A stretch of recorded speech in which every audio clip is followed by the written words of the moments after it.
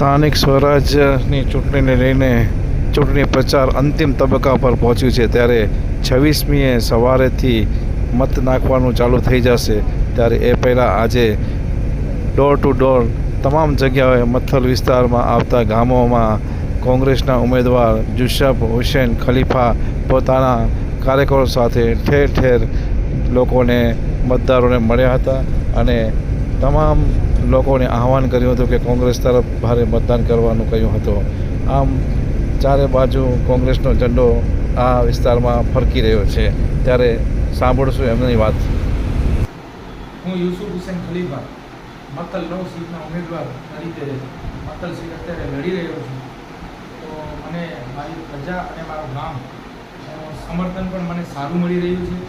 મારા પિતાજી આ ગામના સરપંચ તરીકે પણ છે, તો એમની કામગીરીની નોંધ લઈ ને ગામ પણ મને સારી રીતે મારી તરફનું વલણ કરી રહ્યું છે ને ગામના અત્યારેનું વાતાવરણ એવું છે કે ગામનું ગૌરવ ગામનો દીકરો એ સૂત્ર મારા ગામની અંદર ચાલી રહ્યું છે। તો મને લોકોનો પણ સારો પ્રતિસાદ મળી રહ્યો છે, તે બદલ હું તમામ મતદારોનો પણ આભાર માનું છું।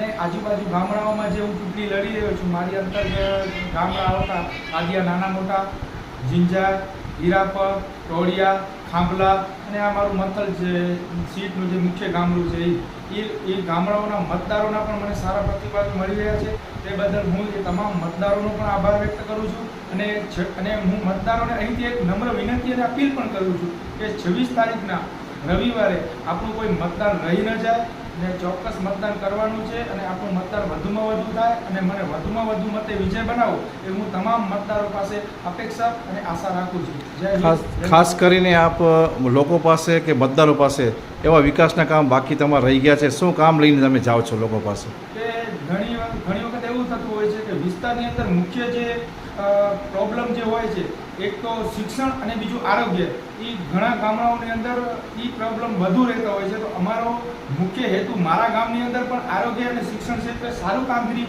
મારી પંચાયત દ્વારા મારા પિતાજીના સરપંચના કાર્યકાળમાં થયેલા છે।